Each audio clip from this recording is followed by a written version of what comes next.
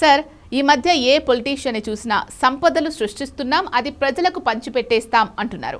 ఏపీలో చంద్రబాబు నాయుడు, తెలంగాణలో రేవంత్, భట్టి విక్రమార్క ఎప్పుడు చూసినా సంపద సృష్టిస్తున్నాం అని అంటున్నారు. మరి సంపద సృష్టిస్తే మనకెందుకు అప్పులవుతున్నాయి? అంటే ఆ సంపదను మించిన ఖర్చు ఉంటే అప్పులు అవుతాయి. ఏముంది అందులో? సంపద సృష్టి ఖర్చు అప్పులు అవుతున్నాయంటే అర్థం సంపద సృష్టించబడలేదని కాదు కదా.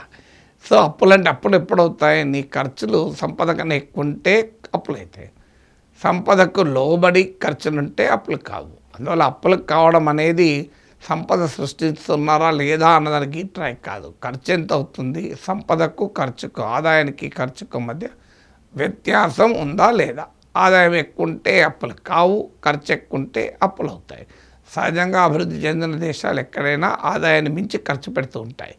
ఎందుకంటే that is called deficit financing. కానీ బియాండ్ ఎ పాయింట్ అప్పులు అయితే ఏమవుతుందో అప్పులు ఊబిలో కొరుకుపోతాం.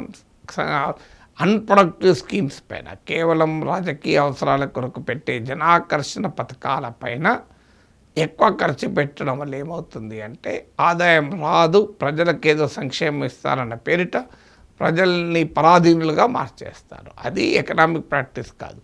ప్రభుత్వం ఖర్చే పెట్టకూడదు, ఆదాయానికి లోబడే పెట్టాలని కూడా కాదు, ఆదాయాన్ని మించి కూడా పెట్టుకోవచ్చు. పెట్టినప్పుడు ఆదాయం ఉపయుక్తంగా ఉండాలి, లాభదాయకంగా, ఉత్పాదకంగా ఉండాలి. అలా లేకుండా పప్పు బెల్లాలకు ఖర్చు పెట్టారనుకోండి, బంగారం అమ్ముకొని విహారయాత్రలు వెళ్ళొచ్చారనుకోండి, అది కరెక్ట్ కాదు. నీకు ఆదాయం ఉంటే విహారయాత్రలకు వెళ్తే తప్పలేదు. సో అందువల్ల ఆ ఫిజికల్ డిసిప్లిన్ పాటించడం అనేది ముఖ్యం.